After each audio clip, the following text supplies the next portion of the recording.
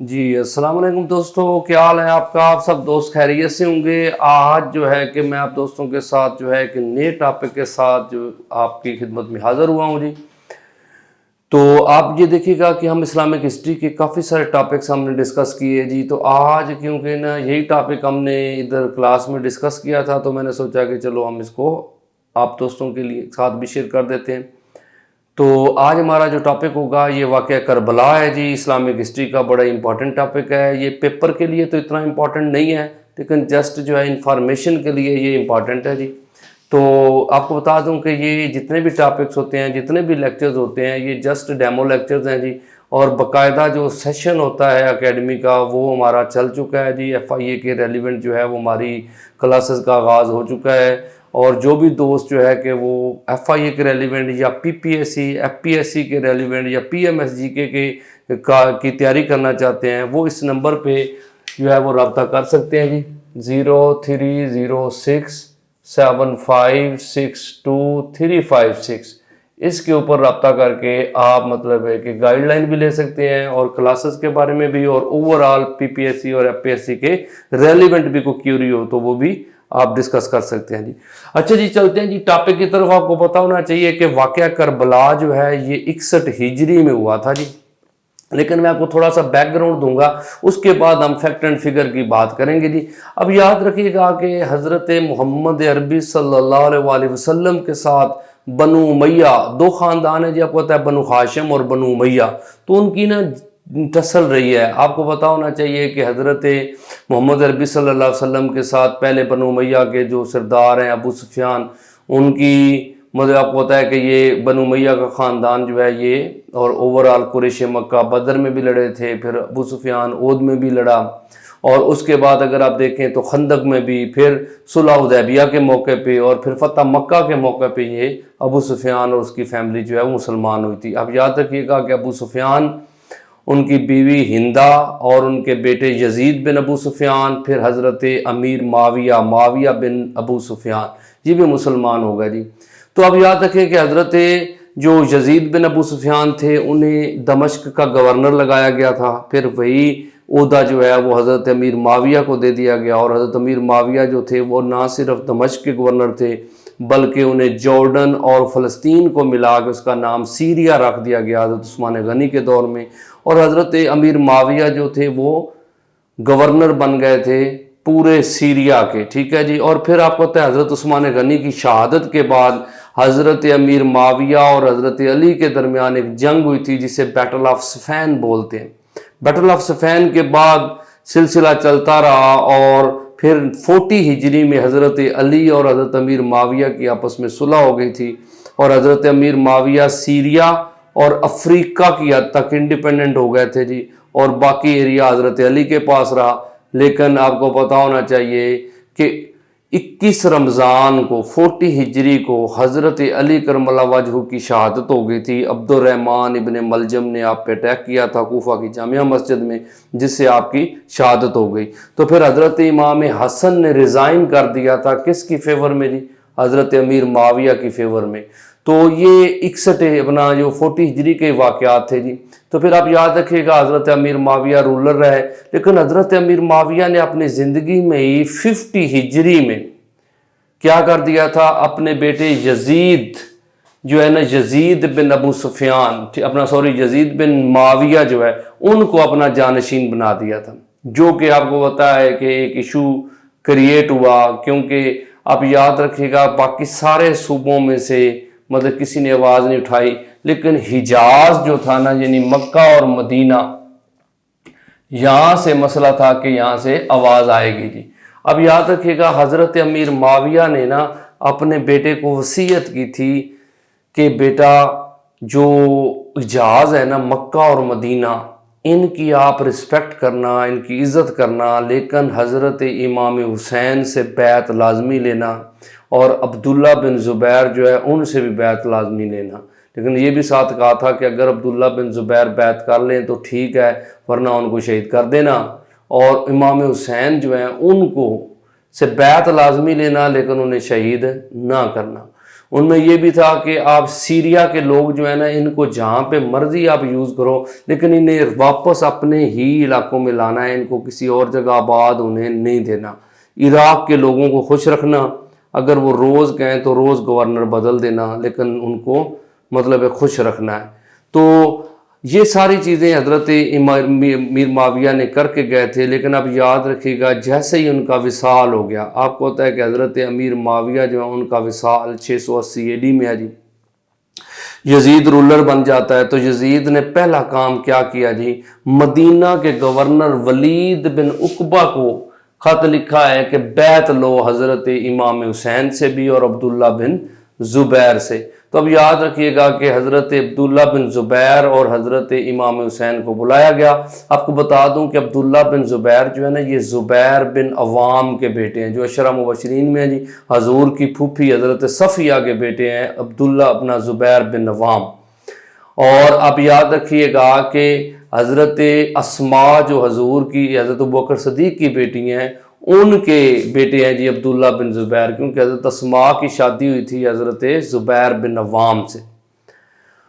تو دونوں ہستیوں کو بلایا گیا جی، ولید بن عقبہ نے بلایا، لیکن عبداللہ بن زبیر نے ایک دن کا ٹائم مانگا اور حضرت امام حسین نے یہ کہا کہ میں ایسے بیعت نہیں کروں گا، میں اوپنلی بیعت کروں گا، جب دوسرے لوگ بیعت کر لیں گے تو میں بھی کر لوں گا جی۔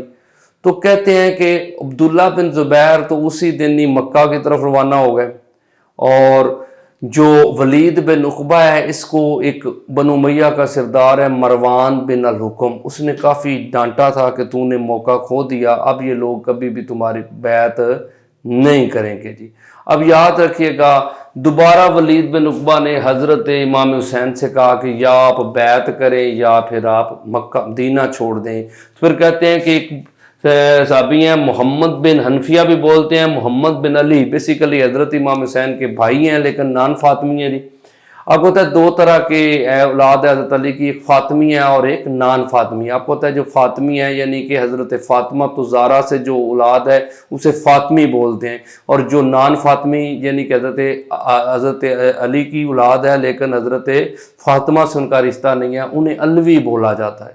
تو اب یاد رکھیے گا انہوں نے مشورہ دیا تھا، تو شعبان 60 ہجری کو حضرت امام حسین نے جو ہے وہ مدینہ چھوڑ کے آپ مکہ آ گئے تھے ود فیملی، اور آپ نے کہاں سٹے کیا تھا جی؟ شیب ابی طالب۔ شیب ابی طالب وہ جگہ ہے جہاں پہ جو ہے کہ حضرت محمد عربی صلی اللہ علیہ وسلم نے آپ کو 3 سال گزارے تھے سوشل بائیکاٹ کے۔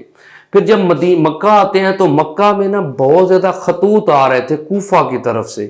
تو اب یاد رکھیے گا کہ کوفہ کی طرف سے جو خطوط آ رہے تھے تو حضرت امام حسین جو ہیں انہوں نے کیا کیا تھا جی؟ انہوں نے مسلم بن عقیل کو بھیجا تھا تاکہ آپ نے کوفہ والوں کا کیا کرو جی؟ باقاعدہ چیک کرو کوفہ کے لوگوں کو کہ کیا واقعی وہ سیریس ہیں یا نہیں ہے نا۔ تو اب یاد رکھیے گا کہ جب حضرت مسلم بن عقیل جاتے ہیں کوفہ تو پہلے دن 12,000 بندے نے آپ کے ہاتھ پہ حضرت امام حسین کی بیعت کی تھی، پھر ٹوٹل تعداد 18,000 ہے۔ یاد رکھیے گا اس وقت جو کوفہ کا گورنر تھا اس کا نام نعمان بن بشیر ہے جی، وہ اہل بیت سے محبت کرنے والے تھے تو انہوں نے کوئی اس معاملات میں مسئلہ نہیں کیا، لیکن یزید کو جب پتہ چلا تو اس نے گورنر بدل دیا۔ یزید نے کون سا گورنر لگایا جی؟ عبید اللہ ابن زیاد۔ تو عبید اللہ ابن زیاد جب آیا تو اس نے سختی کی تو کوفہ کے لوگوں نے حضرت مسلم بن عقیل کا ساتھ چھوڑ دیا۔ لیکن اب یاد رکھیے گا جب 18,000 بندوں نے بیعت کی تھی تو حضرت مسلم بن عقیل نے خط لکھ دیا تھا حضرت امام حسین کو کہ آپ کیا کریں جی؟ آپ کوفہ آ جائیں، حالات سازگار ہیں۔ لیکن جیسے ہی خط لکھا تو پھر کیا ہو گیا جی کہ یہ سلسلہ عبید اللہ ابن زیاد آ گیا تو حالات چینج ہو گیا جی، اور مسلم بن عقیل جو ہیں ان کو شہید کر دیا گیا۔ لیکن آپ یاد رکھیے گا کہ یہ محمد بن اشت بندے کا نام ہے جی، اس کو حضرت مسلم بن عقیل نے کہا تھا کہ یار ایسا کرو کہ ایک خط لکھ دینا حضرت امام حسین کو اور ساری سچویشن بھی بتا دینا اور انہیں کہہ دینا جہاں پہ بھی ہیں وہیں رک جائیں، کیونکہ حضرت مسلم بن عقیل نے اپنی شہادت سے پہلے یہ چیز کی تھی جی۔ اب حضرت امام حسین کو تو خط مل چکا تھا پہلے والا جو ہے، اور وہ تیاری کر رہے تھے کہ میں مکہ سے کوفہ جاؤں. آپ یاد رکھیے گا جب آپ مکہ سے کوفہ آنے کی تیاری کر رہے تھے تو حضرت عبداللہ بن عباس جنہیں ترجمان القرآن بھی بولا جاتا ہے انہوں نے بڑا روکا تھا حضرت امام حسین کو. آپ نے کہا کہ آپ کوفہ نہ جائیں، کوفہ کے لوگ جو ہیں وہ وفادار نہیں ہیں، اگر آپ نے جانا ہے تو یمن چلے جائیں، اور اگر آپ پھر بھی کوفہ ہی جانا چاہتے ہیں تو اپنے اہل و یال بچوں کے ساتھ آپ نہ جائیں، کیونکہ آپ بچے ساتھ لے کے جائیں گے مجھے خدشہ ہے جیسے حضرت عثمان غنی کو بچوں کے سامنے بیوی کے سامنے شہید کر دیا گیا، ایسے ہی کوئی معاملہ آپ سے نہ ہو جائے. آپ ایسا کریں، آپ چلے جائیں، بچوں کو یہاں چھوڑ جائیں، جیسے ہی حالات فیوریبل ہو گئے، سازگار ہو گئے تو بچے آپ واپس مطلب ہے کہ ادھر منگوا لیجیے گا. لیکن حضرت امام حسین نہیں مانے اور 3 ذی الحج کو 60 ہجری کو مکہ سے کوفہ کی طرف روانہ ہوئے. اب یاد رکھیے گا کہ جیسے ہی آپ عراق کی سرزمین پہ داخل ہوتے ہیں، مقام سلبیہ ہے جی، یہاں پہ خبر ملی، یہ والا خط محمد بن اشت والا خط آپ کو ملا جی کہ مسلم بن عقیل شہید ہو گئے ہیں، اور انہوں نے کہا ہے کہ آپ یہاں سے کیا ہو جائیں جی، واپس ہو جائیں. لیکن آپ یاد رکھیے گا کہ حضرت جو ہے کہ امام حسین اور ان کے جو قافلہ تھا انہوں نے سفر جاری رکھا. تھوڑا آگے جاتے ہیں تو حر بن یزید تمیمی بندے کا نام ہے جی، یہ کچھ فوج کے ساتھ گھڑ سوار دستے کے ساتھ یہ مقام ذی حشم کے اوپر نہ ملا ہے حضرت امام حسین کو. حضرت امام حسین نے جب اس کے ساتھ بات کی، 2 تھیلے تھے بڑے نا خطوں کے، آپ نے اس کو دکھایا کہ میں خود نہیں آیا، مجھے تو بلایا گیا ہے، اور ساری سچویشن بتائی. اب یہ دیکھیے گا کہ حضرت امام حسین جو ہے نا کہ اب آپ کوفہ نہیں جانا چاہتے تھے. آپ اگر تھوڑا سا میں آپ کو نا تھوڑا سا میپ بنا کے ایک چھوٹی سی چیز سمجھانا چاہتا ہوں. آپ یہ دیکھیے گا کہ یہ سارا سعودی عربیہ ایسے اگر آپ دیکھیں تو یہ ایسے سلسلہ بنتا ہے جی. اب یاد رکھیے گا یہ جارڈن والا پورشن ہے جی، اور اس کے اوپر نا یہاں سے یہ عراق ہے جی، یہ والا پورشن جو ہے نا یہ آپ یاد رکھیے گا کہ یہ عراق کا ہے. یہاں پہ ادھر چھوٹا سا یہ کویت ہے، اور یہاں پہ یہ جارڈن ہے جی، اور جارڈن کے ساتھ یہاں پہ یہ اسرائیل آتا ہے جی، یہ اوپر سیریا آ جاتا ہے، یہاں پہ یہ سیریا ہے جی، یہ والا. اب یہ دیکھیے گا کہ حضرت امام حسین جو ہے نا یہ پہلے آپ دیکھیں تو مدینہ تھے، مدینہ سے آپ کدھر آئے ہیں جی، مکہ، اور مکہ سے پھر آپ کوفہ. کوفہ آپ نے یاد رکھیے گا کہ 2 ریور ہیں، ایک سیریا سے آتا ہے ایسے، اس کا نام ہے دریائے فرات، اور ایک سیدھا یہاں سے آتا ہے، اس کا نام ہے ٹگرس جسے دجلہ بھی بولتے ہیں. اب یاد رکھیے گا کہ ادھر کربلا ہے، یہاں پہ نا بالکل اوپر جا کے کربلا ہے، اور ادھر نجف ہے، اس جگہ پہ نجف میں حضرت علی کا مزار ہے، یہاں پہ کوفہ ہے. آپ خود دیکھیں کہ کوفہ جانا ہوتا تو یہاں سے حضرت امام حسین ادھر جاتے، لیکن آپ جو ہیں یہ اتنا اوپر جا کے کربلا کی طرف جا رہے ہیں. اس کی وجہ کیا جی، آپ یاد رکھیے گا جب حضرت مسلم بن عقیل کی شہادت کی خبر ملی تھی تو اس وقت حضرت امام حسین کوفہ نہیں جانا چاہتے تھے، لیکن آپ کو پتہ ہے جب حر بن یزید تمیمی کے ساتھ ملاقات ہوئی تو حضرت امام حسین نے اس کو بھی کہا تھا کہ ہمیں نا ڈائریکٹ تم کیا کر دو جی، بھیج دو دمشق کی طرف، کیونکہ ہم یزید سے جا کے خود بات کر لیتے ہیں. لیکن جو حر بن یزید تمیمی تھا اسے حکم تھا کہ آپ کو کوفہ لے کے آنا ہے. تو جیسے ہی نا آپ اوپر کی طرف موو کرتے تھے دمشق کی طرف تو آگے فوج آ جاتی تھی یہ کوفہ والی نا جی، تو آپ کا رخ جو ہے وہ کوفہ کی طرف کر دیتی تھی. تو اس طرح آپ ادھر جانے کی بجائے آہستہ آہستہ ہٹتے ہٹتے یہاں کربلا میں پہنچ گئے تھے. اور کربلا میں آپ کب پہنچے ہیں جی، 2 محرم الحرام 61 ہجری 2 اکتوبر 680 AD ہے جی. اور دوسرے دن جو ہے نا عمر بن سعد، یہ سعد بن ابی وقاص کا بیٹا ہے جی، 6000 آرمی لے کے یہ بھی آ گیا جی، کوفی آرمی. اور یہ سلسلہ نیگوسیشن اس کے ساتھ بھی چلتا رہا. آپ یاد رکھیے گا کہ حضرت امام حسین نے عمر بن سعد کو بھی یہی بات کی تھی کہ یا ہمیں ڈائریکٹ یزید سے ملوا دیا جائے یا ہمیں مکہ واپس جانے دیا جائے, جہاں جس علاقے میں مطلب ہے کہ جہاد ہو رہا ہے ادھر بھیج دیا جائے تاکہ ہم لڑتے لڑتے شہید ہو جائیں.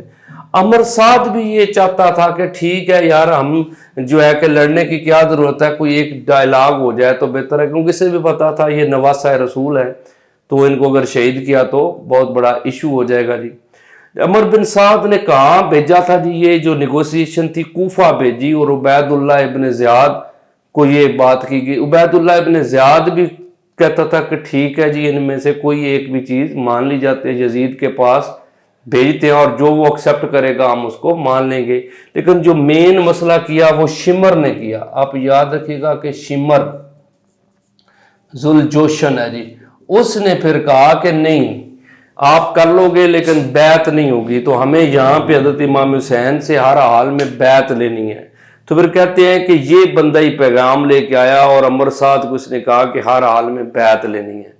پھر اس کے بعد ہی 7 محرم کو پانی بند کر دیا گیا اور 10 محرم کو جمعے والے دن جو ہے وہ یہ جنگ ہوئی ہے جی. اور آپ کو اس جنگ میں حضرت علی اکبر شہید ہو گئے, حضرت امام حسن کے صاحبزادے قاسم اور ابوبکر شہید ہو گئے, حضرت امام حسین کے جو نان فاطمی بھائی ہیں حضرت عباس, حضرت عبداللہ, جعفر اور عثمان شہید ہو گئے.